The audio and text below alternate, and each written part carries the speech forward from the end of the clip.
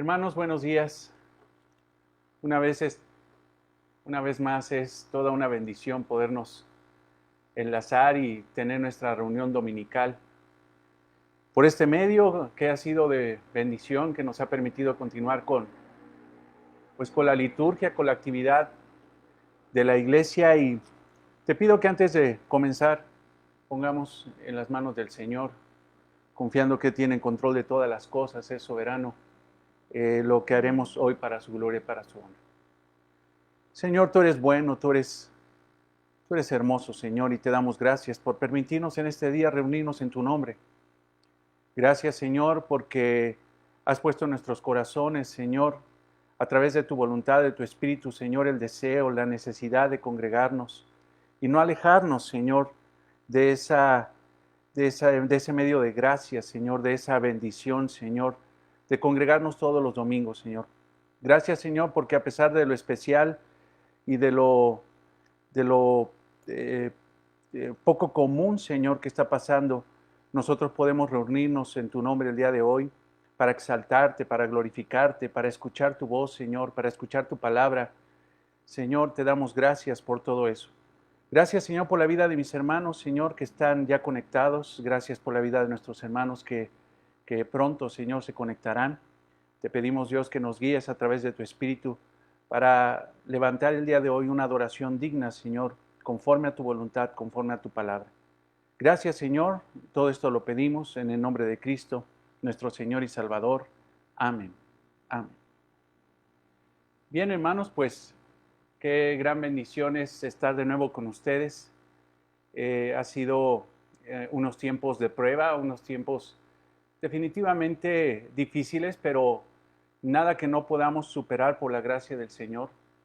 Creo que algo que ha hecho la predicación de la palabra en palabra abundante en nuestra iglesia es hacernos cristianos, yo le llamo todoterreno, cristianos que pueden operar por la gracia del Señor en medio de bonanza, en medio de prosperidad, en medio de circunstancias que por gracia se nos da, donde todo parece fluir. Mas, sin embargo, también el Espíritu Santo, la palabra nos motiva y nos orienta para poder avanzar en medio de tribulaciones, en medio de angustias, en medio de situaciones tan difíciles como las que estamos viviendo. Y la realidad, hermanos, es que no vemos para cuándo. Cuando nos permita las autoridades volvernos a congregar. Pero nosotros no dependemos de lo que dicen las autoridades, a pesar de que nosotros respetamos profundamente y obedecemos lo que dicen las autoridades. Nosotros dependemos del Señor y sabemos que en el tiempo perfecto del Señor Él nos permitirá volvernos a ver, pero hemos estado avanzando y por la gracia del Señor ahora tenemos esta situación del Zoom que nos permite ya tener una mayor interacción. Yo estaba muy entusiasmado el jueves porque después de más de 2 meses de no vernos, los empecé a ver por medio del Zoom y eso para mí fue algo maravilloso. Yo sé que me están viendo, yo sé que me están saludando, me están saludando, pero yo no los veía, hermanos, entonces eso para mí me llenó muchísimo el corazón. Te pido por favor que te sigas enlazando por Zoom. Las enseñanzas a partir de este domingo a las 8:30 con nuestro hermano Israel Villanueva ya son por medio de Zoom. También se van a transmitir por Facebook, pero no dejes de enlazarte. Si tienes algún problema para poder tener esa conexión, esa tecnología, por favor contacta por el WhatsApp a nuestro hermano David Tello, a Lalito, a Lalo Reyes. Por favor contáctalos para que no te pierdas esa gran oportunidad de interactuar de una forma distinta con las enseñanzas bíblicas que vamos a dar. Y como les anunciaba el jueves, estamos entrando en una etapa muy importante de la congregación.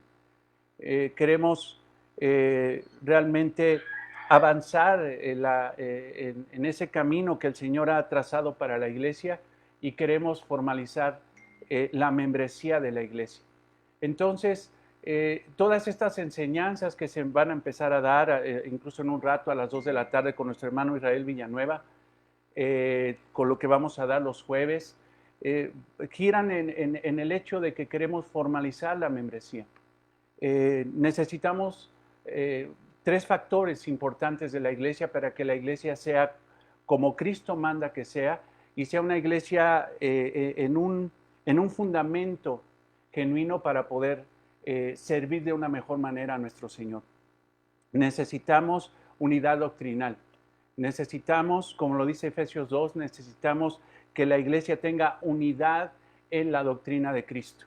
Cuando una iglesia tiene diversidad de doctrinas y todo el mundo piensa lo que quiere de la Biblia y hay situaciones donde no hay unidad, sino hay división doctrinal, definitivamente, como dice el apóstol Pablo, no va a haber paz en la iglesia, no va a haber amor y no va a haber esa función que el Señor quiere hacer de su iglesia. Necesitamos unidad doctrinal, necesitamos gobierno de la iglesia, necesitamos poner un orden eclesiástico en la iglesia, necesitamos pastores, necesitamos diáconos, necesitamos diaconisas para poder trabajar para la gloria de Dios conforme dice su palabra.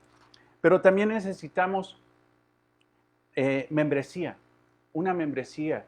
A pesar de que en la Biblia no encontramos la palabra membresía, la enseñanza de la membresía está implícita en la palabra de Dios. Entonces necesitamos un grupo de hermanos que estén comprometidos con la iglesia, que digan, Palabra Abundante es la pequeña iglesia local donde quiero honrar al Señor, donde quiero poner mis dones al servicio del Señor y de mis hermanos para perfeccionar el cuerpo de Cristo. Entonces, si no tenemos unidad doctrinal, si no tenemos un gobierno eclesiástico y si no tenemos una membresía comprometida y también una membresía identificada por el liderazgo para poder bendecirla, para poder ministrarla, para poder guiarla, no podemos alcanzar el propósito que quiere Cristo de Palabra Abundante. Entonces, las enseñanzas que se van a empezar a dar a partir de hoy, al rato a las 2 de la tarde con nuestro hermano Israel, y las enseñanzas que les voy a dar el próximo jueves, a partir del próximo jueves, giran alrededor de estos tres conceptos. Vamos a enseñar disciplinas espirituales. Israel las va a enseñar, qué es la oración, qué es el ayuno, qué es la ofrenda. Seguramente hay dudas acerca de eso y se va a hablar acerca de esos medios preciosos que el Señor dio, medios de gracia, disciplinas espirituales para poder tener una vida espiritual correcta. Pero también vamos a hablar de los fundamentos, de lo que creemos en Palabra Abundante, de lo que creemos en Palabra Abundante, nuestros distintivos. Vamos a hablar de todo eso. Eso es sumamente importante porque tú los debes de conocer. Tú debes de estudiarlos. Va a llegar un momento que les vamos a pedir que entren a la página que está ya a punto de ser terminada, nuestra página en línea, donde te vamos a pedir que estudies los distintivos de la Iglesia Palabra Abundante, la confesión de fe de la Iglesia Palabra Abundante. Tú debes de estudiarlos de una forma consciente, tienes que escudriñar en qué creemos. Todo lo que vamos a fundamentar en nuestra confesión de fe es doctrinalmente correcto, es sana doctrina, es la palabra de Dios, pero tú tienes que estudiarla, porque va a llegar un momento donde te vamos a pedir que tú formalices si quieres ser parte de la iglesia o no quieres ser parte de la iglesia. Pero para ser parte de la iglesia debes estar de acuerdo con la confesión doctrinal de la iglesia. Eso es sumamente importante, sumamente importante. Si no tenemos unidad doctrinal, y lo dice la palabra de Dios, aún el mismo Señor Jesucristo enseñó acerca de la unidad doctrinal, no va a haber paz. Entonces, necesitas estudiarlo para que en el momento de que tú pidas tu hojita o entres en línea y llenes tu formato de solicitud de membresía, en ese rublo donde dice, ¿has leído la confesión de fe de Palabra Abundante? ¿Leíste los distintivos de Palabra Abundante? Si tú dices que sí y dices que quieres ser parte de la iglesia, damos por hecho de que estás de acuerdo en la doctrina que se enseña en Palabra Abundante. Eso es sumamente importante, hermano. Es sumamente importante porque si no tenemos estos tres fundamentos, unidad doctrinal, no tenemos un gobierno eclesiástico y de iglesia, una estructura de gobierno y no tenemos una membresía formal, difícilmente vamos a poder glorificar a nuestro Señor en esta tierra. Entonces, como les decía el jueves, no estamos jugando a hacer iglesia. Esos tiempos ya pasaron. Estamos realmente comprometidos en tener una iglesia conforme a lo que dice la palabra de Dios.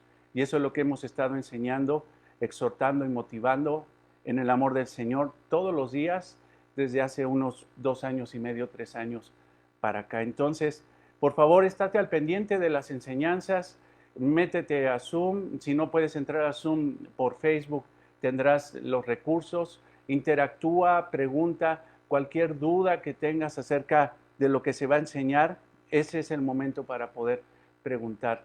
Y esperamos en el Señor poderte servirte mejor los maestros de la congregación para poder guiar a la iglesia a esa unidad que tanto requerimos, que tanto necesitamos, sobre todo para glorificar el nombre de nuestro Señor. Entonces, hermanos, pues vamos a orar, a orar. Y algo también me decía, ahorita recuerdo, me decían, si no puedes entrar por Zoom, por lo menos en Facebook, si estás viendo en Facebook, ponnos una manita así, nada más dinos, aquí estoy presente, estoy, ¿cómo se llama? Escuchando el mensaje, estoy escuchando las enseñanzas, la predicación, más que nada para saber que estás bien, hermano, que no has tenido mayores complicaciones, que estás al pendiente y que, ¿cómo se llama? Es que me están entrando un montón de mensajes ahorita aquí. Que, que estás bien y que no necesitas más que seguir orando en lo colectivo por ti. Hazte presente para que sepamos que estás bien. Cualquier cosa que necesites, ya sabes, estamos para ayudar. Continuamos dando despensas a los hermanos en necesidad, ayudando a los hermanos que definitivamente sí están pasando por circunstancias muy difíciles, circunstancias económicas complicadas. Igual te comento que puedes seguir ofrendando, puedes seguir mandando tu ofrenda. En el grupo hay un número de cuenta donde puedes depositar tu ofrenda y esa ofrenda se entrega fielmente a los hermanos que administran los recursos económicos de la iglesia para que se disponga de ellos. Por la gracia del Señor, hermano, no hemos dejado de pagar la renta de la congregación, no hemos dejado de pagar los gastos de luz, teléfono, a pesar de que la luz llegó así un recibo muy reducido, prácticamente mucho menos de la mitad de lo que consumimos normalmente, no se ha dejado de pagar nada de la congregación y eso debemos de darle gracias a Dios por el corazón amoroso que ha puesto Él en ustedes, en nosotros, para poder seguir sosteniendo a la congregación. Pero recuerda también que hay hermanos en necesidad y si tú puedes ayudar a un hermano en necesidad, puedes mandar una ofrenda para un hermano. A lo mejor ya ha pasado con hermanos que dicen, es que yo quiero dar esta cantidad de dinero para algún hermano que tenga necesidad, algún hermano que tenga necesidad. Y así ha pasado, hermanos. Se combinan esas dos cosas maravillosas. O sea, y vaya, lo digo maravilloso porque a fin de cuentas Dios tiene el control de todas las cosas. Un hermano en necesidad que pide ayuda humildemente, sabiendo que no está pidiendo, ¿cómo se llama? Algo indecente, sino ayuda de sus hermanos en Cristo. Y por otro lado, hermanos que dicen, yo quiero ayudar a mis hermanos en Cristo en necesidad. Entonces, damos gracias a Dios por eso y te recuerdo que pues sigas ofrendando y que vamos a orar en poco tiempo por las ofrendas. Bien, hermanos, pues vamos a orar por las necesidades que me están llegando. Si tienes alguna necesidad más, pues mándala en este momento y si nos da el tiempo, oraremos por ello y considera que en el momento de que oraremos por todas las necesidades, aunque yo no las conozca de la iglesia. Vamos a orar, hermanos. Amado Señor, te damos gracias porque en tu infinita misericordia y bondad podemos acercarnos al trono de gracia a través de la obra de Cristo, llenos del Espíritu Santo, Señor, para pedir, Señor, no conforme a nuestros deseos, sino conforme a tu palabra, Señor. Tú eres soberano, Padre. Tú escuchas nuestra oración. Tú la escuchas, Señor, porque somos tus hijos y por eso podemos levantar oración y decir, Padre nuestro que estás en los cielos. Somos tus hijos y tú nos escuchas, Señor. Pero queremos pedir, Señor, conforme a tu voluntad. Queremos pedir, Señor, sabiendo que si pedimos conforme a tu voluntad, tú contestarás, tú suplirás, Señor, nuestra oración. A pesar de, Señor, de que tú eres soberano, también, Señor, has dicho en tu palabra que tú escuchas a tus hijos, Padre, que la oración del justo puede mucho y podemos pedir, Señor, y cuando pedimos conforme a tu voluntad, tú nos das, Señor, lo que pedimos, porque lo que pedimos, Señor, es conforme a tu corazón, conforme a tus pensamientos, conforme a tu palabra. Por eso oramos por la familia León, Señor, por salvación y trabajo. Te pedimos principalmente, Señor, por su salvación, por la salvación de esta familia, Señor, que necesita de ti. Y Padre, en tu gracia general, dales trabajo, Señor, ayúdales, Padre, pero que ese trabajo, Señor, esa obra de gracia que tú les das, sea solamente, Señor, la forma, Padre, de manifestar algo mucho más grande, Señor, que salvación para esta familia, Señor. Oramos por Eric Rodríguez Trujillo, Señor, por salvación y vida eterna para él. Te oramos también, Señor, por Jonathan y Brian, Serafín Garay, Señor, por salvación y vida eterna. Oramos por Gerardo Tierra Adentro, Señor, por su salud, Señor, y el bienestar de su familia. Padre, oramos por salvación para ellos. Qué mayor bienestar, Padre, que la salvación, Señor. Si no hay salvación, no hay bienestar, Padre. No va a haber forma, Señor. Por eso oramos por Gerardo Tierra Adentro, para que tú, Señor, reafirme su corazón para tu gloria, para tu honra, que aún esta situación adversa de salud lo perfeccione, lo pula, Señor, sirva, Padre, para como un instrumento más, Señor, de esa forma de trabajar en la vida de Gerardo tierra adentro, Señor, para que cada día se parezca más a nuestro Señor Jesucristo. Ese es el propósito, Señor. Oramos por la salud de Vero Cedillo, de nuestra amada hermana, Señor, ayúdala, Señor, levántala, pero Padre, igual, Señor, como ha pasado con tantas situaciones adversas, pruebas, Señor, recordamos a Silvita Neri, Señor, con toda esta prueba, Señor, que tú le permitiste, Señor, vivir.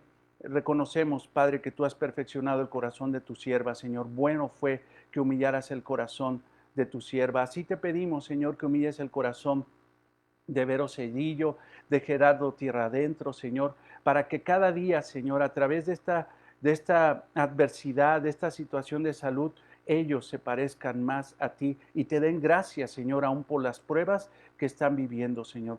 Oramos, Padre, por la salud de la mamá de nuestro hermano Aarón, Señor.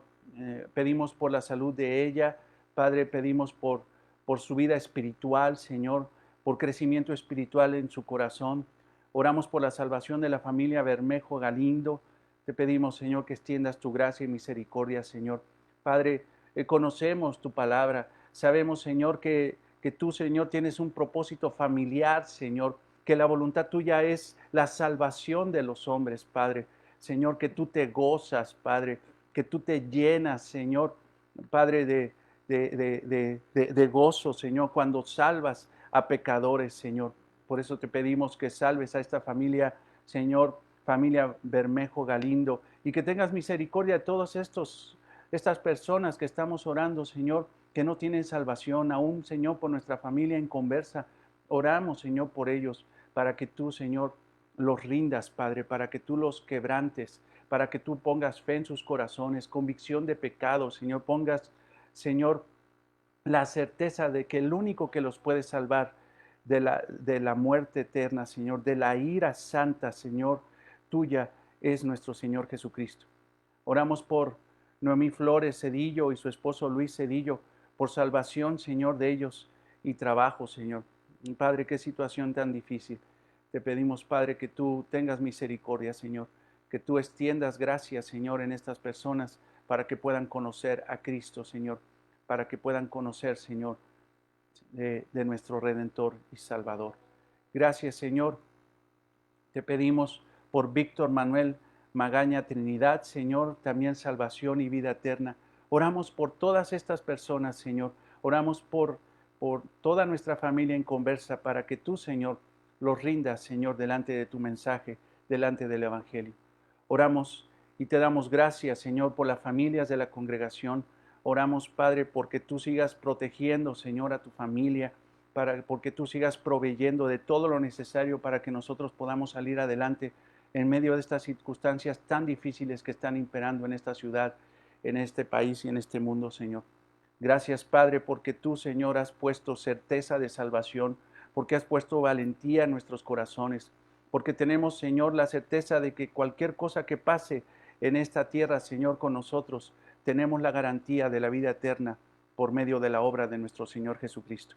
Gracias, Señor, porque podemos orar por nuestros trabajos, Señor, y te damos gracias, porque entendemos, Señor, el principio bíblico de que busquemos primeramente el reino de Dios y su justicia, que busquemos, Señor, honrar al Rey, obedecer al Rey, Señor, sujetarnos a ti, Señor, que podamos vivir una vida conforme a tu voluntad y no a nuestra voluntad.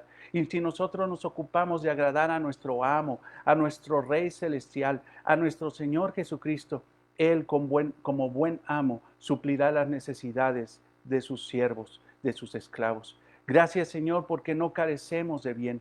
Gracias porque tenemos comida, alimento, techo y aún, Señor, podemos tener aún economía aún mayor, Señor, en medio de una situación tan difícil, mientras que muchos, Señor, no tienen, nosotros podemos tener.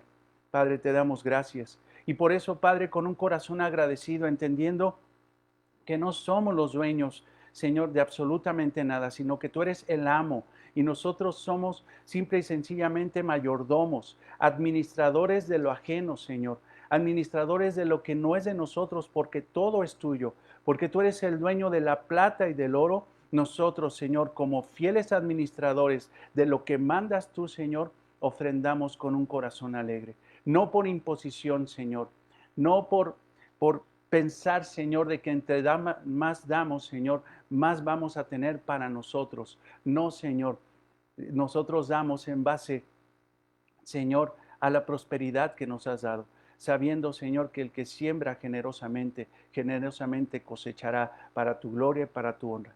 Señor, gracias por la vida de mis hermanos que fielmente han estado ofrendando. Gracias por la vida de nuestros hermanos que no han podido ofrendar, Señor, pero tienen su ofrenda guardada para el momento adecuado. Pero también gracias, Señor, por la vida de nuestros hermanos que no han podido ofrendar, Señor, pero sabemos, Padre, que tú, Señor, les suplirás, que tú les ayudarás, que tú, Señor, los fortalecerás, que tú, Señor, mandarás bendición para que ellos puedan seguir adelante, Señor, para seguir honrando y glorificando tu nombre, Señor. Que no caigan en desesperación, Señor. Que entiendan, Señor, que tú eres fiel, que cada cosa que has prometido, Señor, la cumplirás. Y que nosotros, Señor, simple y sencillamente, tenemos que esforzarnos, Señor, en agradarte y que tú te encargarás de las cosas, Señor, que para nosotros son imposibles en este momento. Una economía, un trabajo, Señor, que llegue, Padre, los recursos. Para nosotros podría ser imposible, pero para ti nada es imposible, Señor. Confiamos en ti, confiamos y tenemos fe en ti. Te obedecemos, te alabamos, te bendecimos y te damos gracias en el nombre de Cristo nuestro Señor y Salvador. Y también, Padre, queremos poner en tus manos esta predicación. Te pedimos, Señor, que tú nos ayudes para que a través de tu Santo Espíritu, Señor, confrontes nuestros corazones. Abra, Señor, nuestro entendimiento para poder entender tu palabra. Que no nos desviemos, Señor, ni de un lado ni hacia el otro, Señor, sino que tracemos con rectitud la palabra de verdad. Te damos gracias porque podemos abrir tu palabra, Señor, tu santa palabra. Te pedimos, Señor, que este estudio bíblico, esta predicación, Señor, transforme nuestros corazones para tu gloria y para tu honra. Lo pedimos en el nombre de Cristo, nuestro Señor y Salvador. Amén. Amén. Bien, hermanos. Pues si me acompañan, vamos a Mateo 13, 31, 33. Y ese fue el pasaje donde nos quedamos la semana pasada. Hemos estado predicando versículo por versículo el Evangelio de Mateo. Y definitivamente, hermano, por lo menos lo veo en mí, pero también lo veo en muchísimos de ustedes. Esta predicación del Evangelio de Mateo ha transformado nuestra vida. Ha transformado definitivamente la vida de la congregación de Palabra Abundante. Te pido entonces que vayamos a Mateo 13:31. Vamos a dar lectura. Otra parábola les refirió diciendo: el reino de los cielos es semejante al grano de mostaza que un hombre tomó y sembró en su campo, el cual, a la verdad, es la más pequeña de todas las semillas, pero cuando ha crecido es la mayor de las hortalizas y se hace árbol, de tal manera que vienen las aves del cielo y hacen nido en sus ramas. Otra parábola les dijo: el reino de los cielos es semejante a la levadura que tomó una mujer y escondió en 3 medidas de harina, hasta que todo fue leudado. Amén. Amén. Definitivamente, hermanos, nuestro Señor Jesucristo es el maestro de maestros. Es un gran maestro, el más grande maestro que haya pisado esta tierra. Definitivamente nuestro gran Salvador es un gran maestro, porque es el verdadero maestro. Es todo un teólogo por excelencia, pero también es un gran pedagogo. Tiene una forma hermosa de explicar la palabra de Dios. No podría haber explicado de otra forma las verdades y los misterios del reino que está presentando en Mateo 13 si no fuera por esta forma maravillosa de las parábolas.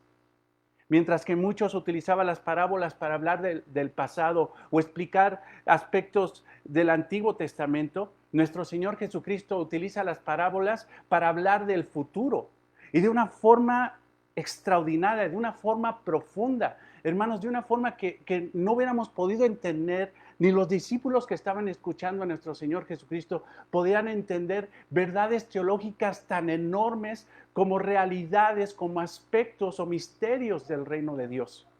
Pero el Señor Jesucristo escoge las parábolas para hablar de cosas sumamente profundas, doctrinalmente, teológicamente profundas, y las explica tan sencillo, hermano, tan sencillo, que los discípulos que estaban ahí escuchándolo lo pudieron entender. El Señor Jesucristo ocupó, si recuerdas, ilustraciones cotidianas.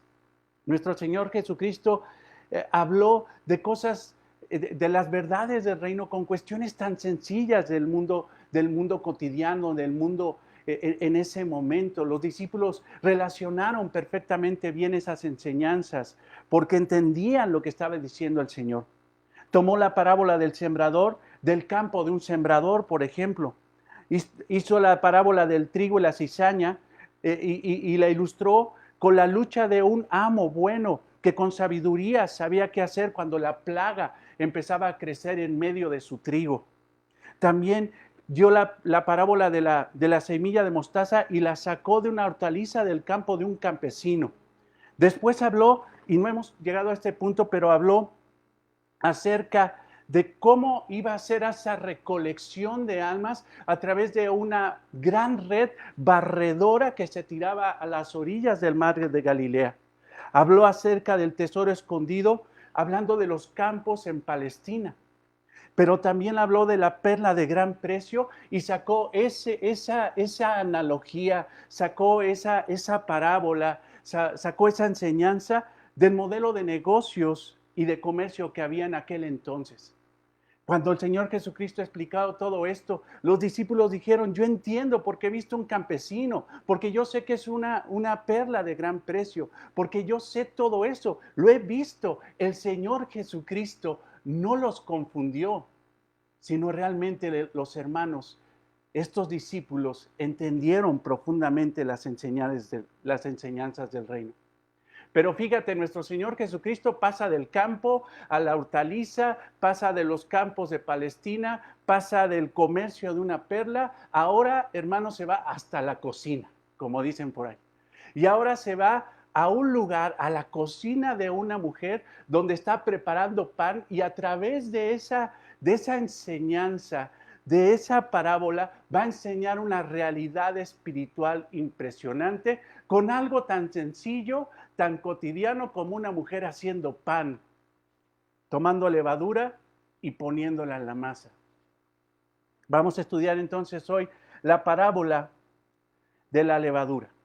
Es lo que vamos a estudiar el día de hoy. Ahora, recordemos algo, hermanos, porque es sumamente importante esto. El Señor está explicando algo nuevo. A través de Mateo 13 está explicando a esos hombres que están ahí en esa casa, cuestiones que no entendían, cuestiones que incluso eran secretas o ocultas o misterios que los antiguos en el Antiguo Testamento no pudieron entender. Los profetas del Antiguo Testamento no podían entender qué pasaría con el reino en el futuro. Ellos, por la gracia del Señor, a través del Espíritu Santo, conocían aspectos del reino de Dios, sabían de su santidad, sabían de su poder, sabían de su justicia, de su paz, de su equidad, que en el momento de que viniera el rey, el Mesías, con su reino, acabaría con toda la maldad. Pero no alcanzaban a entender cómo iban a ser esos tiempos postreros, esos tiempos futuros.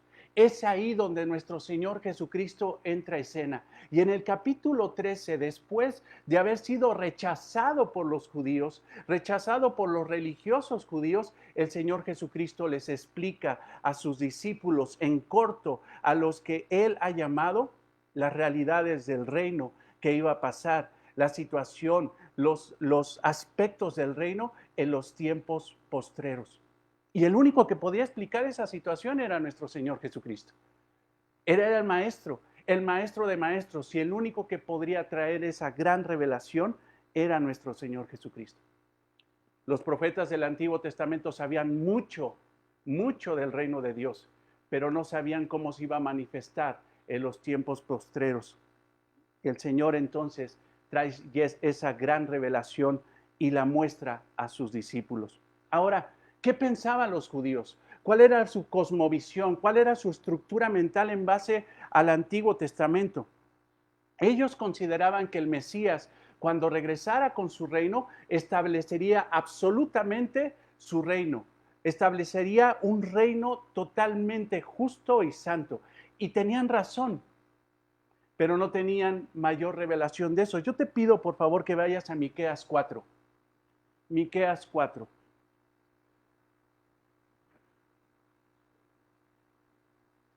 Y ve esto, por favor. Miqueas 4. Acontecerá en los tiempos postreros. Y quiero decirte que los tiempos postreros es cuando llegue el milenio, que eso lo vamos a explicar incluso cuando veamos la confesión de fe y los distintivos de la Iglesia Palabra Abundante. Pero dice, acontecerá en los postreros tiempos, que el monte de la casa de Jehová será establecido por cabecera de montes y más alto que los collados, y correrán a él los pueblos. O sea, lo que está diciendo, el reino del Mesías, el reino de Dios se establecerá en los montes, en los más altos collados. Todos los pueblos, todas las naciones, dice, correrán a él. Entonces dice que las naciones correrán al Rey de Reyes, no lo perseguirán, no lo matarán, no lo desecharán, sino de una forma espontánea, de corazón, buscarán al Rey. Ve el versículo 2. Vendrán muchas naciones y dirán, venid y subamos al monte de Jehová. Enseña la palabra de Dios que nuestro Señor Jesucristo gobernará desde el monte Sión. Ahí será el centro de su reinado, será el epicentro de su gobierno a nivel mundial. Y a la casa de Dios de Jacob, y nos enseñará en sus caminos. O sea, habrá un camino de rectitud para todas las naciones. Sus veredas justas serán las veredas que caminará toda nación. Las leyes saldrán de Jerusalén. Todo será legislado por la palabra de Jehová. O sea, la palabra de Dios, los edictos del rey será el mandato para todas las naciones. Ve, o sea, esto es lo que pensaba Miqueas. Miles de años antes de que el Señor Jesucristo viniera, dice, bueno, si ya llegó el rey, decían los discípulos, lo que decía Miqueas se tiene que establecer. Ve el versículo 3. Él juzgará entre muchos pueblos y corregirá naciones poderosas hasta muy lejos. Y matillarán sus espadas por asadores, o sea, cambiarán sus espadas de guerra por palas. O sea, dejarán la guerra a las naciones y cambiarán la guerra por trabajo, por prosperidad, y sus lanzas por hoces. No alzará espada nación contra nación, ni se ni se ensayarán más para la guerra. O sea, la guerra se acabará, la injusticia se acabará. Hermanos, cuando el gobierno del hombre está, lo único que provoca es violencia y guerra. Pero cuando venga el príncipe de paz y establezca su reino, se acabarán las guerras, porque el príncipe de paz permeará las naciones con su paz. Hermanos, ¿no quisieras vivir en un mundo así? Ese es el mundo milenial. Es el mundo en los tiempos postreros, en los tiempos donde nuestro Señor Jesucristo vendrá. Ahora, quiero leerte todavía el versículo 4. Y se sentará cada uno debajo de su vid y debajo de su hoguera. O sea, ¿qué quiere decir? Que habrá alimento. Los cardos y espinos, la maldición de la tierra, eso de que tendrás que sudar para comer y comer medio mal, se acabará porque las naciones comerán todas. No habrá pobreza, hermano, es lo que está diciendo. Fíjate, habrá paz, habrá justicia, no habrá guerra, no habrá violencia, habrá equidad y ya no habrá pobreza cuando el rey regrese.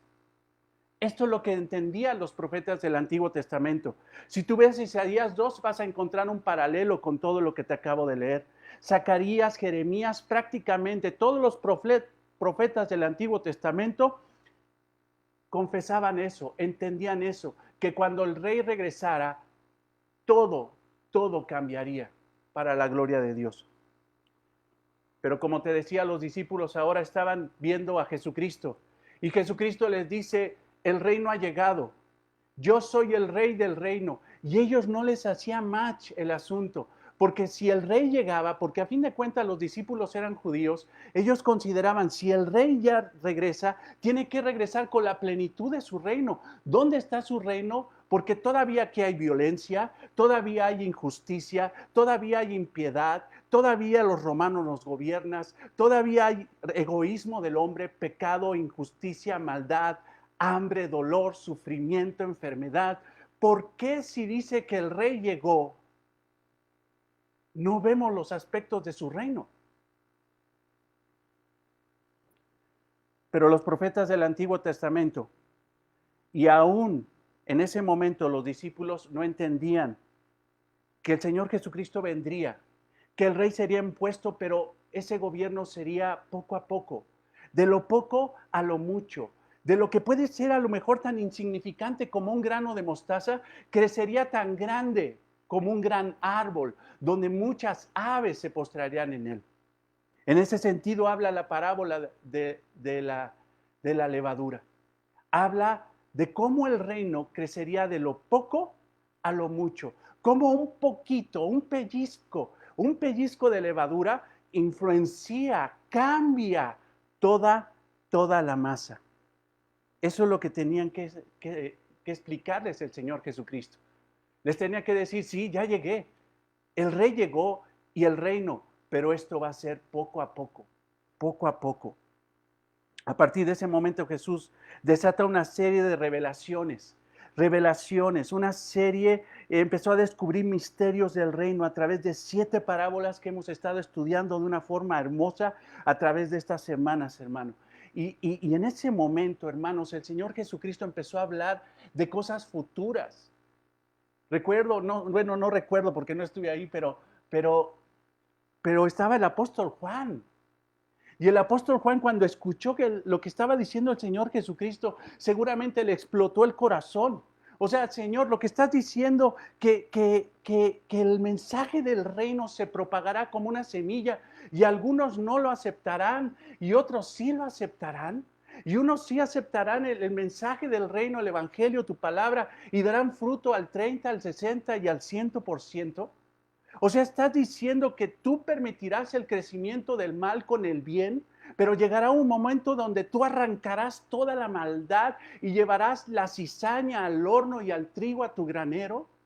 Lo que estás diciendo, Señor, es de que tú establecerías tu reino poco a poco, empezando con una pequeña semilla de mostaza, pero crecería tan grande que sería evidente y que sería el nido de las naciones.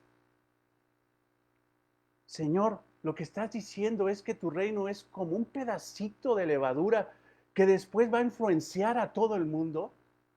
Eso está impresionante, porque yo creía, y lo que creían los profetas del Antiguo Testamento, es que tú llegarías de un golpe a imponer tu reino. Pero Juan tuvo mayor revelación, y te pido que vayas a Apocalipsis 26.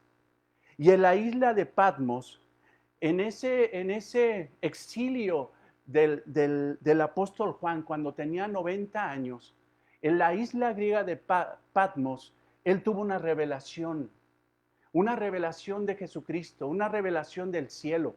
Y Dios y Jesucristo le dijo, ¿sabes en qué tiempo voy a regresar? Te voy a hacer claro. Hermanos, ¿quieres saber en qué tiempo va a regresar nuestro Señor? Velo, Apocalipsis 26. Bienaventurado y santo el que tiene parte en la primera resurrección. La segunda muerte no tiene potestad sobre estos, sino que serán sacerdotes de Dios y de Cristo y reinarán con Cristo 1000 años en el milenio. No eran esos tiempos cuando el Señor Jesucristo vendría con su reino a imponer su ley, su justicia, su verdad, su santidad. En la primera venida del Señor Jesucristo, Él no vino a juzgar, sino vino a salvar. Pero cuando regrese nuestro Señor Jesucristo, cuando se acerquen esos tiempos donde el Señor Jesucristo regrese, donde el Señor Jesucristo esté en su segunda venida en esta tierra, hermanos, ahí se acabará la maldad. Y las profecías de todos los que hablaron en el Antiguo Testamento acerca de la imposición del reino se cumplirán. El Señor regresará y establecerá su reino en el milenio. Y de ahí para la eternidad, su reino de dominio absoluto estará sobre toda la tierra. Sobre toda. Ahora, ¿qué es el reino? A lo mejor algunos dirán, bueno, ¿qué es el reino de Dios? Porque ya hablamos mucho del reino de Dios. Pero hermano, quiero decirte una cosa, el reino de Dios es el ámbito donde Él reina, donde Él gobierna, donde Él es obedecido, donde Él es temido, adorado, honrado, alabado, reconocido. O sea, es el ámbito donde Él manifiesta su realeza. Ese es el reino de Dios. Ese es el reino de Dios. Pero la Biblia enseña, hermanos, que el reino de Dios en este tiempo, en el tiempo de los apóstoles, en el tiempo del apóstol Pablo, en el tiempo de nosotros como iglesia, hermanos, el reino de Dios no se va a manifestar alrededor de nosotros, no lo vamos a ver. Si estamos viendo, hermano, tanta desgracia alrededor, hermano, no es porque el reino se está manifestando en esa desgracia, pero el reino, hermano, en estos tiempos es interno, no externo. La evidencia de eso la tenemos en Romanos 17, 14, 17. Romanos 14, 17. Ve lo que dice el apóstol Pablo, lleno del Espíritu Santo, entendiendo lo que es el reino. Porque el reino de Dios no es comida ni bebida. No son cosas externas. Porque tanto la comida como la bebida es de afuera hacia adentro. No, el reino de Dios es justicia, paz y gozo en el Espíritu Santo. Cosas internas. El reino de Dios se ha establecido, pero en ti, a través del Espíritu Santo, a través de la manifestación del Espíritu Santo. Cristo gobierna, hermanos, pero gobierna en ti, en los que creen. Pero llegará un momento que la manifestación del gobierno de Dios se hará no solamente evidente en nosotros, sino alrededor de toda la tierra. Y llegará un momento que toda lengua, aún la incrédula, confesará al Rey. Y verá al Rey. Y como lo verá, se pondrá de rodillas delante de él. Pero en estos tiempos, hermano, la manifestación del reino, la perfección del reino no se ve en este mundo, sino se ve en nuestra vida. Es interino, está dentro de nosotros. Pero los discípulos esperaban, hermanos, fanfarrias, esperaban una fiesta real, esperaban que el rey entrara y se entronara y tronara a todo el imperio romano, a toda la maldad y todo eso, pero el Señor no vino a eso. Lo quisieron hacer rey y él se les escabulló. Simple y sencillamente, el rey venía a salvar. no a gobernar toda la tierra. Venía a salvar a los incrédulos para ahora gobernar en sus corazones y guiarlos conforme a su voluntad. Para cerrar esta idea, te pido que vayas a Juan 18:33. Juan 18:33. Y encontramos a Pilato totalmente confundido. Y Pilato le hace una pregunta. Una pregunta al Señor en el versículo 37. Luego, ¿eres tú rey? O sea, ¿realmente tú eres un rey? Previamente el Señor Jesucristo le dice, ¿estás repitiendo lo que te están diciendo los judíos, legalistas y religiosos acerca de mí? O sea, ¿estás repitiendo el juicio que ellos dicen porque me quieren matar porque digo que yo soy el rey? ¿Estás repitiéndolo? ¿Realmente estás consciente de lo que me estás preguntando? En el versículo 35, fíjate la pregunta de Pilato. ¿Acaso soy judío para entender esas cuestiones de su reino? ¿Acaso yo soy judío para entender el Antiguo Testamento y saber cuáles son las implicaciones del reino? Yo soy romano, yo no sé de tu cultura, yo no sé de tu religión. Pero el Señor Jesucristo en el versículo 37, después de la pregunta de Pilato, Él le afirma, yo soy rey, pero mi reino no es de este mundo. Versículo 36, mi reino no es de este mundo. Mi reino no es como el tuyo, porque si fuera mi reino como el tuyo, ya hubieran venido mis súbditos a defenderme, como te hubieran defendido unas legiones romanas en contra de cualquiera que levante la espada contra ti. Pero mi reino no es material, mi reino es espiritual y no lo vas a ver manifestado en cuestiones materiales, sino espirituales. El reino del Señor es interino, hermanos, pero se está estableciendo en esta tierra poco a poco, poco a poco. Por eso en Gálatas 2:20 el apóstol Pablo dice, ya no vivo yo, mas vive Cristo en mí, en mí. El reino está en mí, el rey está en mí, su espíritu está en mí.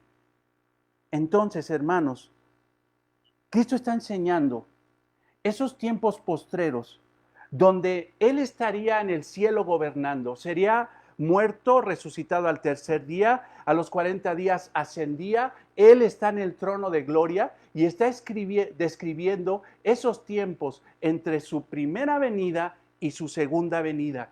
Dice, vendrá el reino y vendrá poco a poco. Y eso es un aspecto de la gracia del Señor. Porque ¿cuántas veces te han dado ganas, hermano, de decir, Cristo, ya ven pronto, ya, ven y acaba con todo? Sí, hermano, pero estamos orando ahorita por tu familia inconversa. Si hoy viniera el Señor, se les acaba la oportunidad. Pero si hoy no viene el Señor, no es porque el Señor se le olvidó, es porque el Señor es abundante en misericordia y está permitiendo que muchos todavía se arrepientan ante el mensaje del Evangelio. Entonces hemos visto, hermanos, perdóname por esta introducción tan larga, pero es necesario que entendamos, porque entonces, hermano, este leve pasaje, estas leves líneas que vamos a estudiar el día de hoy de la levadura, de la parábola de la levadura, no las entenderíamos y las sacaríamos de contexto. Pero entonces, hermano, hemos visto aspectos del reino a través de estas parábolas. De estas 3 parábolas que hemos estudiado hasta este punto, hemos entendido cómo el Señor llevaría su mensaje del reino, se expandería. Esa expansión se daría a nivel mundial y lo que vamos a ver hoy es la influencia del reino de Dios. Entonces, vamos a ver hoy 3 aspectos del reino en la parábola de la levadura que nos animarán a influir al mundo a través de nuestras vidas transformadas por Cristo. Órale, te lo vuelvo a repetir. 3 aspectos del reino en la parábola de la levadura que nos animarán a influir al mundo a través de nuestras vidas transformadas por Cristo. Lo primero que vamos a ver es la ilustración de la parábola. Lo segundo es la influencia transformadora. Y lo tercero, la culminación. La culminación. La ilustración, pon atención. Vete a Mateo 31. ¿Por qué al 31 y no al 33? Mateo 13, perdón, 31 al 33. Yo quiero que leamos junto la parábola de la semilla de mostaza junto con la de levadura, porque las dos tienen el mismo sentido. Escucha el 31. Otra parábola le refirió diciendo, el reino de los cielos es semejante al grano de mostaza, algo muy pequeño, que un hombre tomó y sembró en su campo, el cual a la verdad es la más pequeña de todas las semillas, aún afirma que es pequeña, pero cuando ha crecido, porque va a crecer, es la mayor de las hortalizas, es una hortaliza sobrenatural y se hace árbol. O sea, esto es sobrenatural, de tal manera que vienen las aves del cielo y hacen nido, viven de ella, comen de ella, tienen protección de ella. Ahora, la que nos toca el día de hoy, 33, la parábola de la levadura. Otra parábola les dijo, el reino de los cielos es semejante a la levadura que tomó una mujer y escondió en 3 medidas de harina hasta que todo fue leudado. Debemos de considerar estas dos parábolas porque el Señor Jesucristo está enseñando lo mismo. Pero en la primera de la semilla de mostaza habla de la dimensión del reino. Ahora, en la parábola de la levadura habla de la influencia transformadora del reino de Dios en la tierra. La influencia transformadora del reino de Dios en la tierra. Ve esto. Versículo 33. Otra parábola les dijo. Entonces, hermanos, esto es otra parábola. Debemos de tomar la distancia y tener las precauciones para hacer una interpretación correcta. Pero el Señor Jesucristo, a pesar de que está hablando del mismo tema, de cómo el reino empezaría de lo micro y terminaría en lo macro, debemos de considerar que es otra parábola para enseñar el mismo principio. El mismo principio. Ahora, dice ahí después de los 2 puntos, el reino de los cielos es semejante. O sea, lo que está diciendo es que es semejante, es símil, no es igual. No podemos considerar que, ¿cómo se llama? Que el reino de los cielos es levadura. No podemos considerar que el reino de los cielos está constituido por una mujer. No podemos considerar, esto es una parábola, esto es proverbial, es una enseñanza, es un símil. Acuérdate lo que son las parábolas. Son eventos cotidianos que el Señor ocupa para hablar de cosas similares del reino de Dios, de cosas elevadas del reino de Dios. Son formas sencillas de explicar las cosas para poder llegar a puntos teológicos o doctrinales elevados. Entonces, debes de considerar siempre esto, es semejante. Ahora tenemos 3 participantes en la escena, tenemos 3 actores, tenemos la levadura, tenemos una mujer y tenemos harina. Tenemos harina. Ahora, dice, otra parábola les dijo, el reino de los cielos es semejante, es símil. O sea, hay un aspecto del reino en lo que les voy a explicar a la levadura, que tomó una mujer y escondió en 3 medidas de harina hasta que todo fue leudado. Entonces, el Señor Jesucristo está diciendo que el actor principal de esta parábola, ¿quién es? ¿La mujer? ¿La harina? No, el actor principal ni siquiera es la levadura, el actor principal es el reino. Pero de alguna forma el Señor está describiendo un aspecto del reino a través del ejemplo de la levadura. Ahora, hermanos, es bien sabido, porque lo hemos estado estudiando, que en Palestina un producto de la canasta principal era el pan. Así como los mexicanos le entramos a la tortilla con suma alegría y no puede faltar una buena canasta de tortillas recién hechas en la tortillería en la mesa, para los judíos no podía faltar una canasta con pan caliente. No podría faltar. Era un producto esencial para las familias de aquel tiempo. Ahora, si te fijas en lo que dice la parábola, dice que había 3 medidas de harina. Déjame decirte que esas 3 medidas de harina era muchísima harina para hacer muchísimo pan. Tenemos una referencia en Génesis 18:6. Lo puedes apuntar o a lo mejor puedes ir ahí. En el momento de que se tiene esa teofanía a Abraham y se le presentan esos 3 varones que después se refiere como si fuera un solo Señor. Cuando ve la visitación, esa teofanía de esos 3 varones, corre y va hacia su esposa Sara y le dice, toma pronto 3 medidas de flor de harina. Fíjate, 3 medidas de flor de harina y haz panes cocidas debajo del rescoldo. ¿Qué quiere decir esto? O sea, eso, hermano, esa unidad de 3 medidas de flor de harina se refiere a una efa. Una efa. Era la unidad, hermano, que necesitaban hacer los judíos para dar de comer a toda la familia, una buena cantidad de pan. Cuando sacamos una equivalencia de qué era una efa o qué eran las 3 medidas de harina, eran aproximadamente 50 kilos de harina. Qué lástima que ahorita no está nuestra hermanita, ay, se me fue su nombre, pero tenía panadería. Y 50 kilos de harina es para hacer un montón de bolillos, pero un montón de bolillos. Entonces, hermano, lo que está diciendo el Señor Jesucristo, cuando dice que hay 3 medidas de harina, está diciendo que es mucha harina. O sea, es una cantidad muy grande de harina. Mira, no me cabe las manos para decirte el tamaño de cantidad de harina y la cantidad de pan que se iba a hacer. Pero era necesario, hermano, para darle de comer a una gran familia. Seguramente nuestro Señor Jesucristo vio a María hacer pan.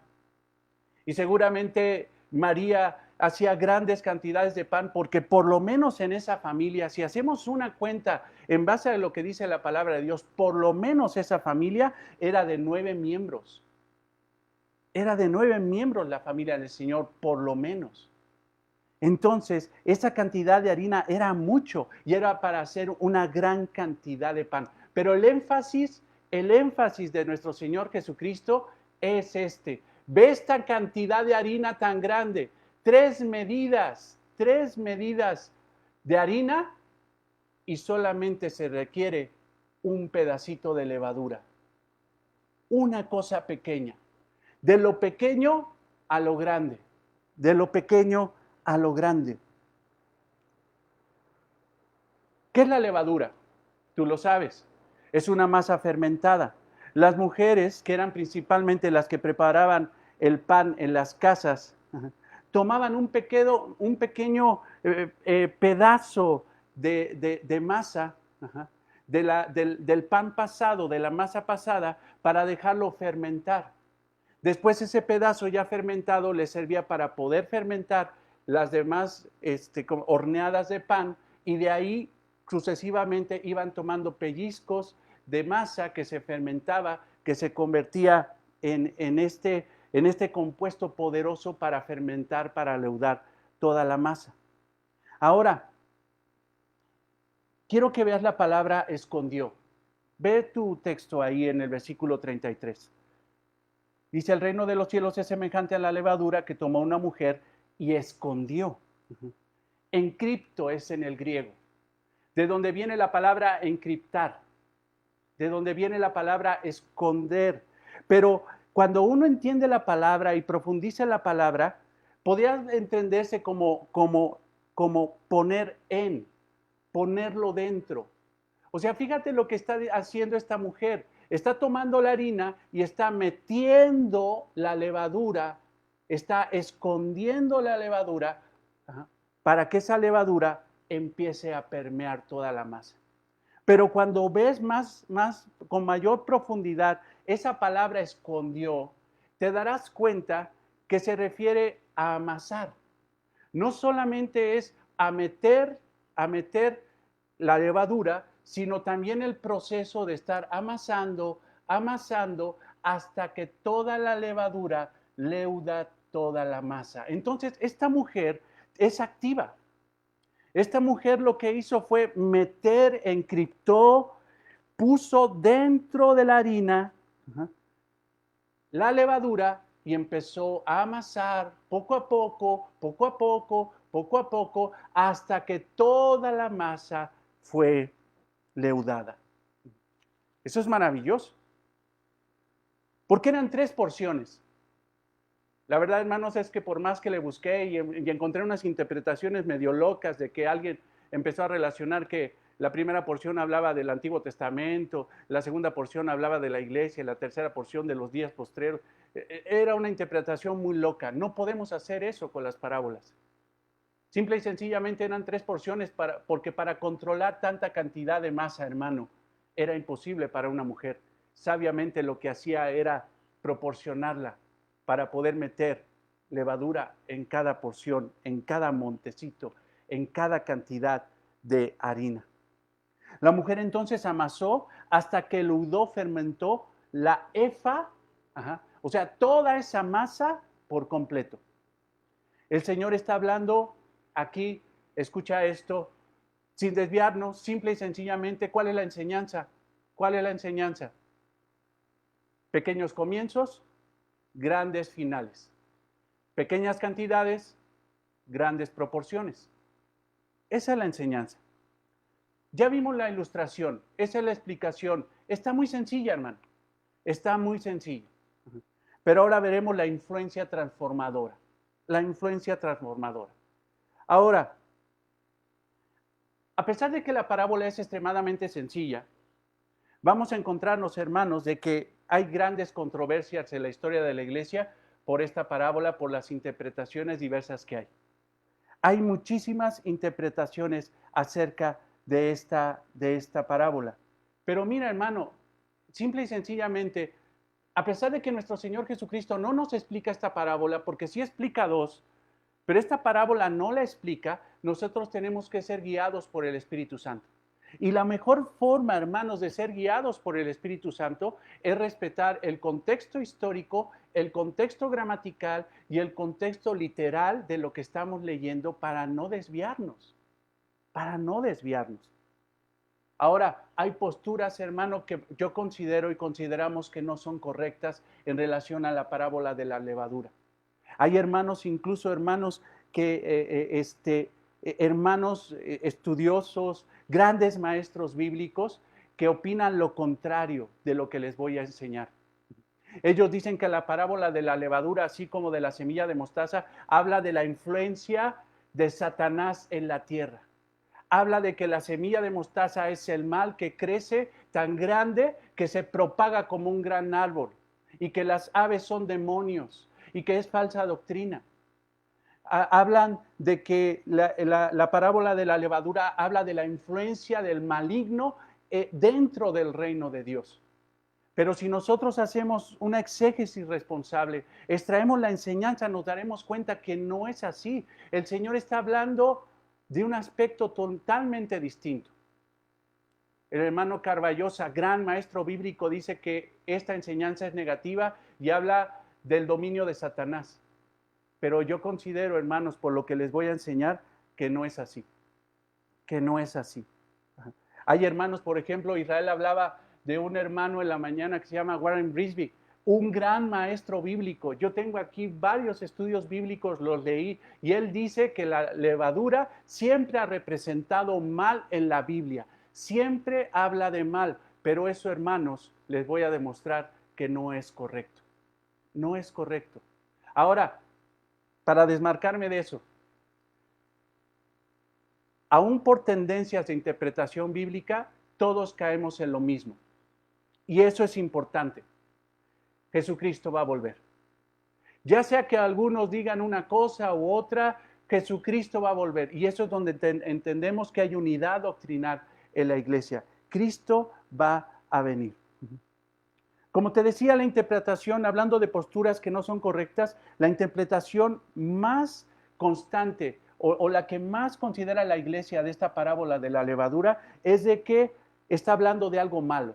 Y que cuando la Biblia habla de levadura, siempre habla de cosas malas. Pero te voy a mostrar algo. En base a la posición que te voy a dar, lo primero que te digo es esto.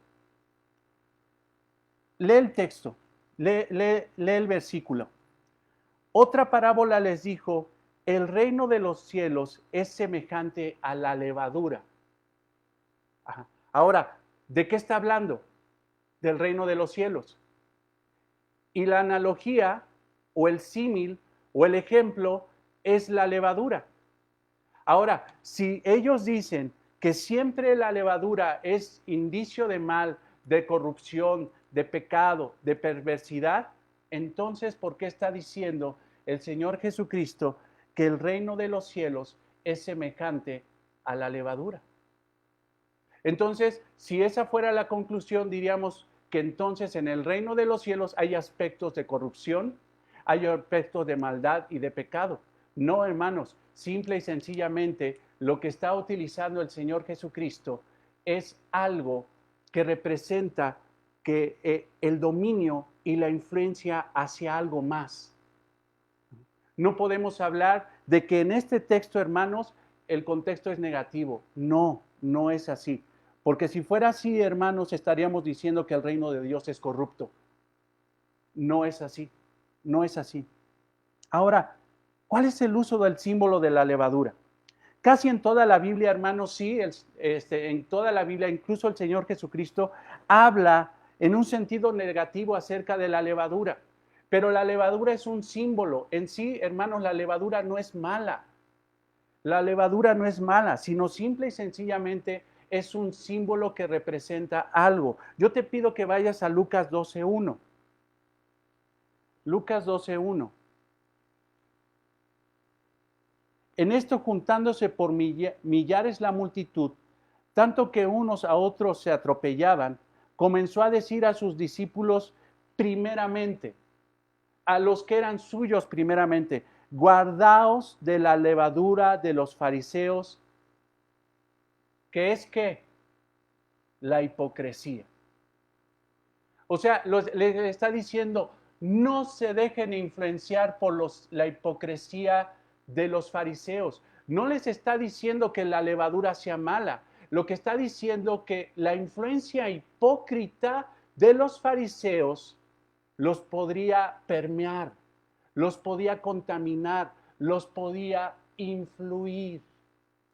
Entonces, hermano, encontramos, cuando habla del símbolo de la levadura, la Biblia habla de influencia, no de mal. Quítate esa idea. No habla de mal en sí, habla de una influencia que puede ser buena o puede ser mala. Entonces, lo que tenemos que hacer, hermano, para saber cuando la Biblia habla de levadura, leer el contexto inmediato, leer, hermano, entender el contexto histórico, gramatical, para saber de qué tipo de influencia está hablando. Pero la levadura, hermanos, no es símbolo de mal. La levadura es símbolo de influencia, simple y sencillamente. Y esto puede ser neutral. Ajá. Es como la palabra león en la Biblia. ¿Dónde has escuchado la palabra león en la Biblia? De alguna forma describiendo al diablo, su ministerio, que es como león rugiente que busca ¿qué? A quien devorar. Pero también la Biblia habla del león de Judá, de Apocalipsis. ¿Y el león de Judá quién es? Jesucristo. El león es un símbolo de realeza, de dominio, pero bajo el contexto podemos ver si es divino o mundano. Eso es lo que debemos entender. La levadura que se refiere el Señor en esta parábola se refiere a la influencia positiva del reino, a cómo el reino va a influenciar, va a impactar y va a transformar todo, como un pequeño pellizco de levadura que influencia, que transforma toda la masa. Así será el reino incrustado, de una forma pequeña que no se verá, de una forma que llegará al corazón tuyo y de ahí permeará, crecerá, para que el reino se propague, hasta que todo sea que leudado. Ahora, ahí te va algo que te va a reventar el sistema, que te va a encantar. Primera los Corintios 5, 6, 7. Primera los Corintios 5, 6, 7. Qué gozo verlos, luego buscar ahí en la palabra. Y recuerda el contexto de esto. Pablo está reprendiendo de una forma muy fuerte a los corintios porque habían permitido el pecado de uno que se estaba acostando con su madrastra, que estaba teniendo relaciones sexuales. Entonces Pablo les dice que son unos pasivos egoístas por permitir ese pecado, que ni siquiera, aún practicándolo los corintios mundanos, lo permitirían en su cultura, que aún así lo hacían. Pero Pablo viene y les dice, ¿no es buena nuestra jactancia? O sea, ¿cómo han permitido esa situación dentro de la iglesia? ¿No sabéis que un poco de levadura leuda toda la masa? Aquí Pablo, hermanos, está utilizando el mismo proverbio que utilizó el Señor Jesucristo. Ese mismo proverbio se lo dijo a los Gálatas. ¿No saben que un poco de levadura leuda toda la masa? Pero estará hablando Pablo de que la levadura es el pecado sexual, o la levadura será el hecho de permitir el pecado dentro de la iglesia. No, lo que les está diciendo es de que su influencia del pasado, su vida pasada, no tenían que traerla a la iglesia, porque les iba a corromper. ¿No saben que un poco de levadura leuda toda la masa? No permitan la influencia de su cultura corintia, que a lo mejor lo ven natural tener ese tipo de relaciones sexuales, pero hoy son nuevas criaturas. Ahora traigan la influencia del Espíritu Santo. Ahora reconozcan que su Pascua, su Redentor, es Jesucristo y Él es el que los tiene que influenciar, no su vida pasada, no la cultura pasada, sino ahora son nuevos en Cristo. Entonces, hermanos, la levadura en sí no es un símbolo de maldad. La levadura, hermanos, es un símbolo de influencia. Eso es lo que está hablando el Señor Jesucristo. Por eso Pablo les dice, y le dice a la iglesia, las cosas viejas pasaron. He aquí todas son hechas nuevas. No se dejen influenciar por su pasado, sino vivan su futuro y su presente y su futuro en Cristo.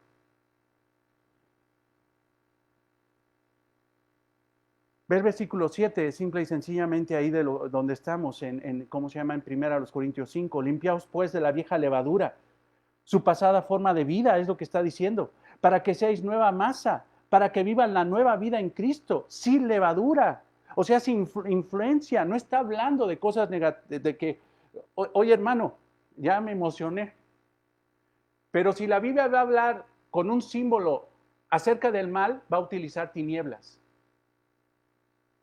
No va a utilizar la levadura. Cuando la Biblia quiere hablar del mal, habla de tinieblas. Y si tú buscas en una referencia bíblica, prácticamente cada vez que la Biblia cita tinieblas, está hablando de mal, de oscuridad, está hablando del maligno, está hablando de pecado. Pero no utiliza la Biblia la levadura para decir cosas malas. Entonces, hermano, si no realmente utiliza la Biblia es la levadura para hablar de influencia. Entonces, hermano, a pesar de que la gran cantidad de pasajes bíblicos donde aparece la levadura está hablando de cosas negativas, en este caso, hermano, el Señor Jesucristo no está hablando de cosas negativas, sino está hablando de la influencia del reino en el mundo y que cómo Él iba a permear, iba a incrustar, a esconder un pequeño pedazo de levadura para que después toda la masa, poco a poco, el mundo entero fuera permeado por su poder transformador.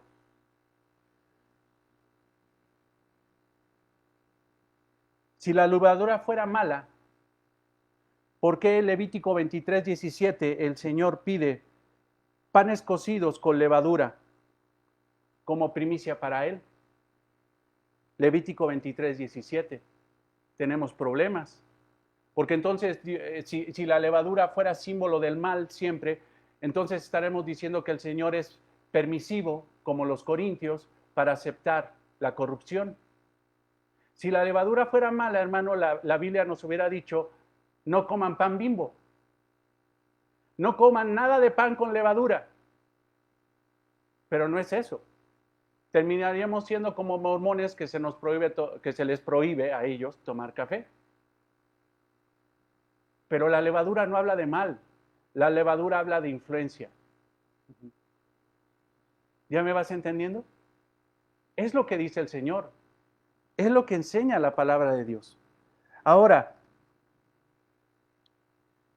¿cuál era la mente judía?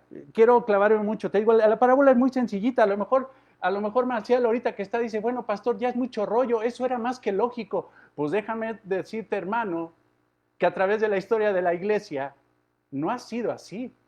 Y ha sido un gran debate entre teólogos, pero les reitero, no es doctrina fundamental. Si algunos dicen que es símbolo de mal y otros dicen que es símbolo de bien, no es doctrina fundamental. Mas, sin embargo, nosotros hemos estudiado, hermanos, y tenemos la confianza de que el Espíritu Santo nos permitirá interpretar incluso los versículos más difíciles de la palabra de Dios.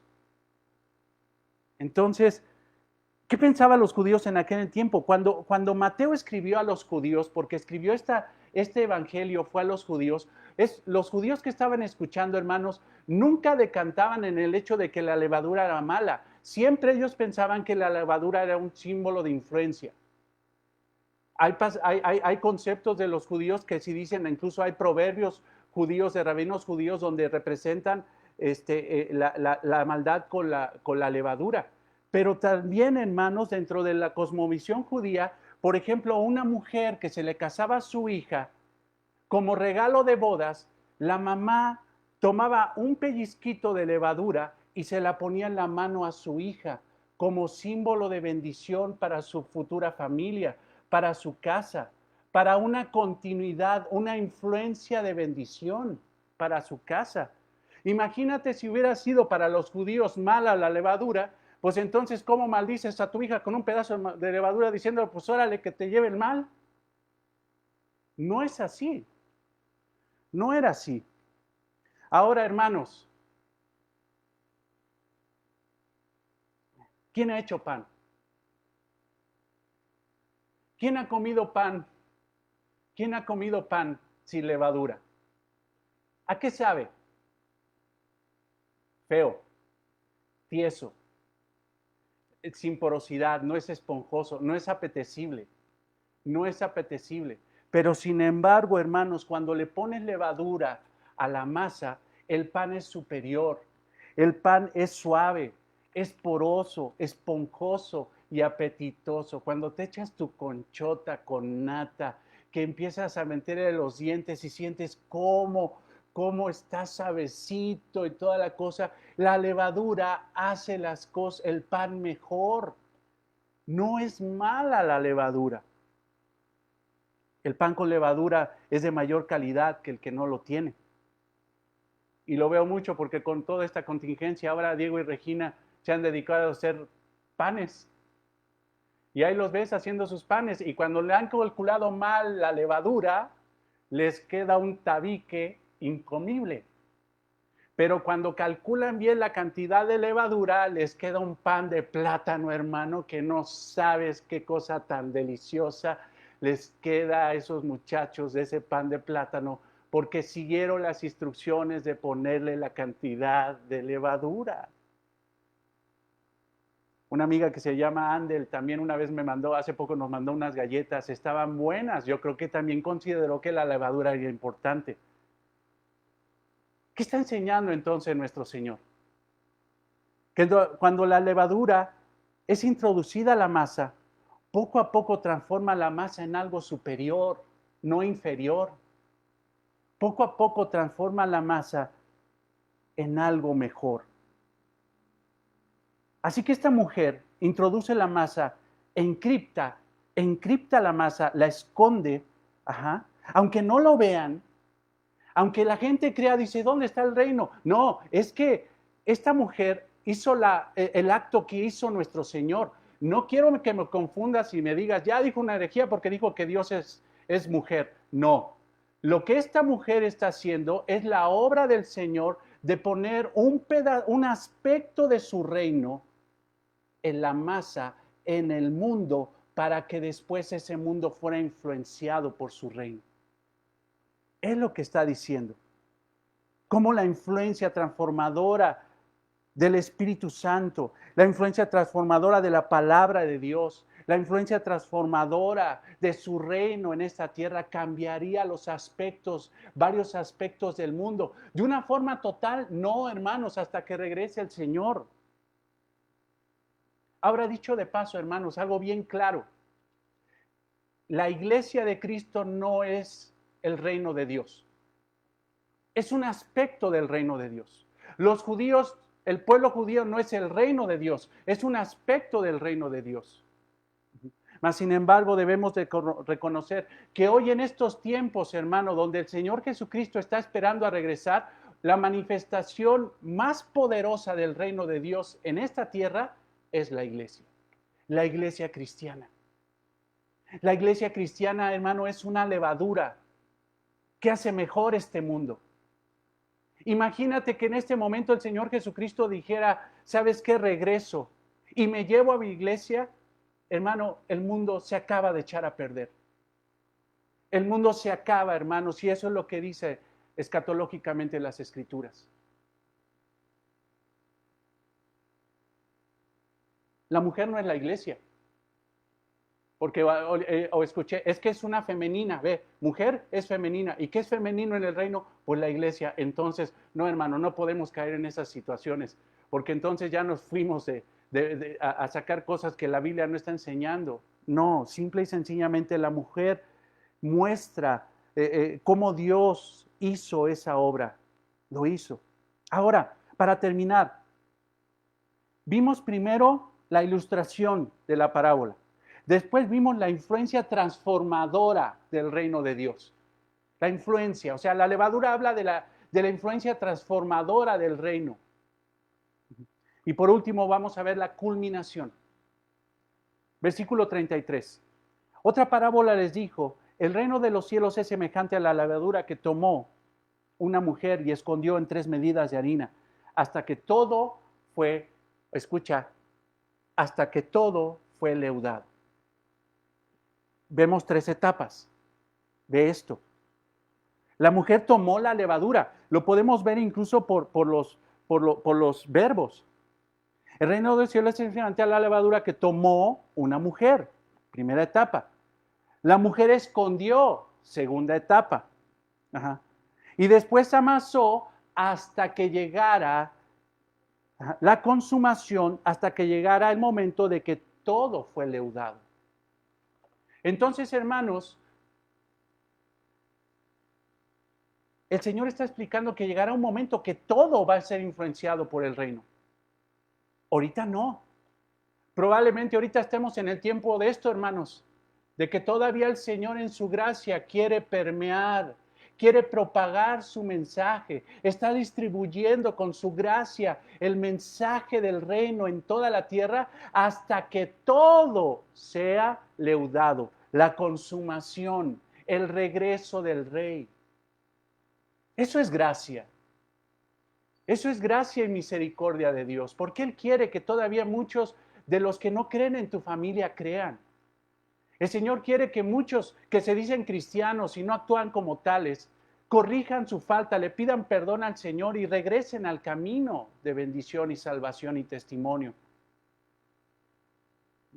Los críticos de esta interpretación dirán, pues no vemos el reino perfecto porque tú dices que ya hasta que todo sea permeado, sí, pero les volvemos a decir, hermanos, simple y sencillamente, eso pasará cuando el Señor Jesucristo regrese.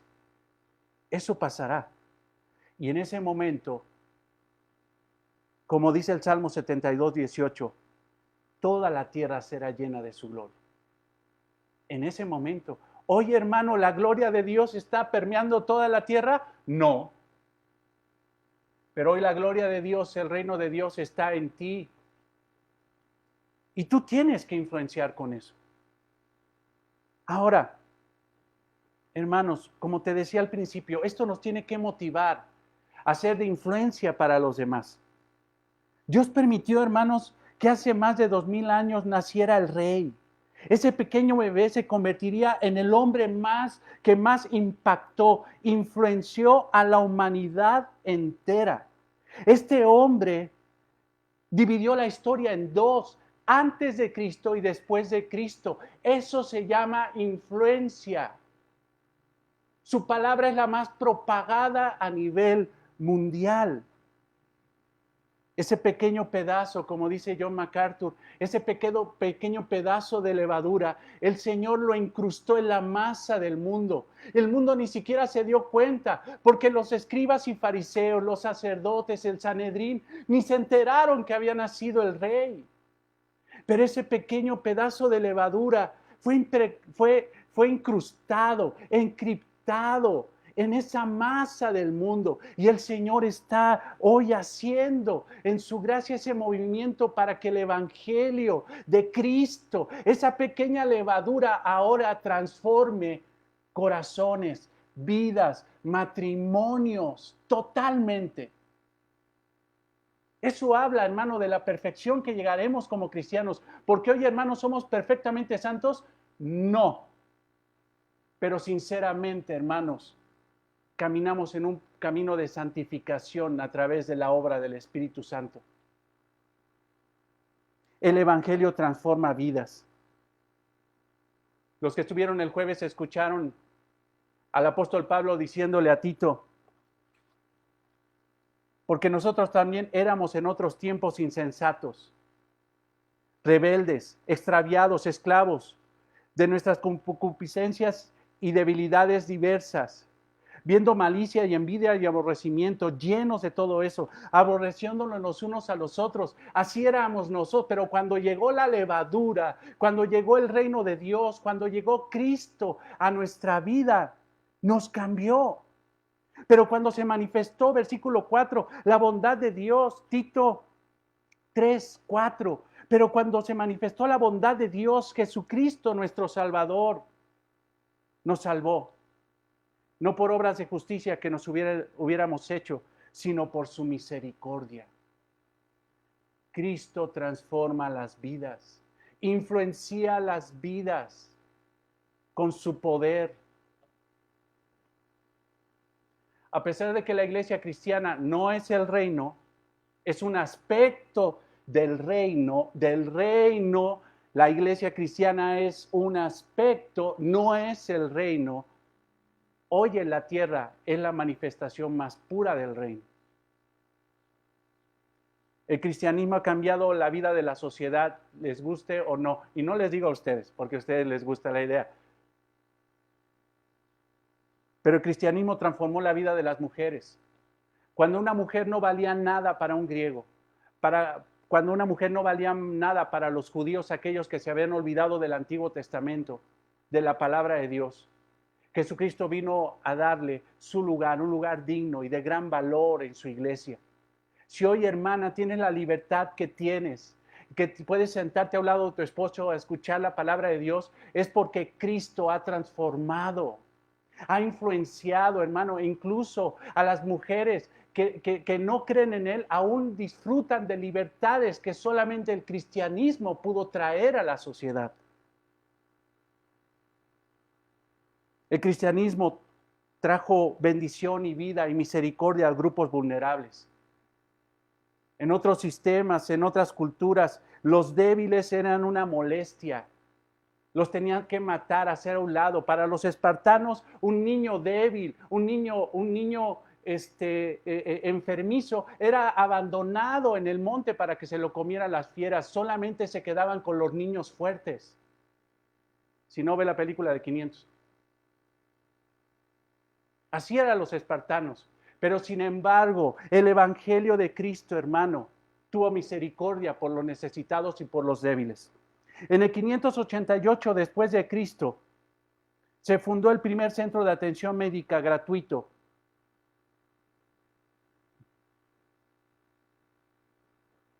En el 395 se fundó por una mujer el primer lugar donde se daba de comer a los desvalidos. En el 395 después de Cristo. En el 388 es el lugar donde se atendía a personas que tenían necesidad. Una mujer cristiana llamada Fabiola fue la que hizo un lugar donde empezó a darle de comer a aquellos que no tenían que comer. No fue el PAN, no fue Morena, no fue el PRI, fue el cristianismo. El cristianismo transformó la vida de los ancianos, mientras que para muchos una viejita, un viejito que ya está viejito, lo primero que hay que hacer ya no sirve, échalo a un asilo. Pero la palabra de Dios, y lo hemos estudiado, las personas mayores de 60 edad son los más útiles dentro de la iglesia cristiana. Son hombres sabios, son mujeres sabias que son todavía útiles, sabios, prudentes, saben orar, saben esforzarse para el reino, son útiles. El que ha dignificado la vida de los ancianos es el cristianismo. El cristianismo transformó la vida de los niños. Hay una carta muy desafortunada de un tal Hilario que le escribió a su esposa mientras que él estaba en Alejandría y sabía que iba a nacer su hijo y le dice en la carta, si es niño, te lo quedas, si es niña, la tiras a la calle. Así era la posición que tenía el mundo sin Cristo. Pero hemos estudiado Efesios y sabemos que las ancianas de la iglesia, esas mujeres que estaban dentro de la lista oficial para servir en la iglesia, salían a las calles a recoger a esas niñas para darles amor, techo, cuidado, alimento, mientras que sus madres naturales las tiraban a la calle porque eran niñas, las mujeres cristianas las levantaban para darles bendición y misericordia, gracia. Eso fue en el 64 después de Cristo. No fue Teletón. Teletón y todas las demás asociaciones de misericordia solamente copian lo que la iglesia cristiana ha hecho por siglos. Ahora la pregunta es, ¿cómo influencias tú al mundo? ¿Cómo impactas? Hermano, no estoy hablando de evangelio de prosperidad. No estoy hablando de evangelio social, creyendo que lo único que tiene que hacer la iglesia es buenas obras de misericordia. No, hermanos, lo que sí tiene que hacer la iglesia es predicar el evangelio de Cristo, pero tenemos que influenciar a la gente. Hermanos, el reino está influenciando. Aunque tú creas que todo esto se está echando a perder, hermano, ve tu vida, ve tu matrimonio, ve la vida de la iglesia y tenemos que permear con esa influencia, con esa luz. Somos luz en medio de las tinieblas, somos sal en medio del mundo. Tenemos que interactuar con el mundo, pero no ser como el mundo. La levadura, hermano, no la ponen aquí, la masa acá, y nada más la levadura le hace, mira, te voy a... No, te tienes que meter. ¿Cómo eres en tu casa delante de los inconversos? ¿Cómo eres en tu trabajo? ¿Eres levadura que realmente influencia? ¿O ellos te influencian a ti? No seas como los corintios, sino sé como nuestro Señor Jesucristo, que por su gracia y misericordia nos permite ser instrumentos para poder bendecir a muchos. Hermanos, la mayor influencia de la iglesia no está en la política, ni en muchos seguidores de YouTube. La mayor influencia, hermanos, se encuentra cuando en corto nosotros mostramos el evangelio que nos transformó y con nuestra vida en santidad podemos impactar a otros. Eso es lo que tenemos que hacer. Hermanos, el reino de Dios no es comida ni bebida, porque todos comen y beben. El reino de Dios, hermano, es justicia, paz y gozo en el Espíritu. Y cuando tú actúas de esa forma delante de un mundo que se está echando a perder, tú los estás influenciando, hermano, con lo que ha hecho el reino en ti. Sé levadura, Sé sal, sé luz e influencia al mundo a tu alrededor. No solamente ores por tu familia y me mandes solicitudes de oración, que con todo gusto oro, pero sea una influencia positiva para las personas. Sea una influencia de que realmente Cristo vive en ti y te ha transformado con su influencia transformadora que cambia vidas y corazones. Amado Señor, te damos gracias por tu palabra y gracias, Señor, por permitirnos escucharla. Que esta enseñanza, Señor, se haga carne en nuestras vidas, que no sea algo que simple y sencillamente pasa de largo, sino que sea, Señor, algo, Señor, que transforme aún más nuestros corazones. Gracias, Señor, porque esto nos da certeza.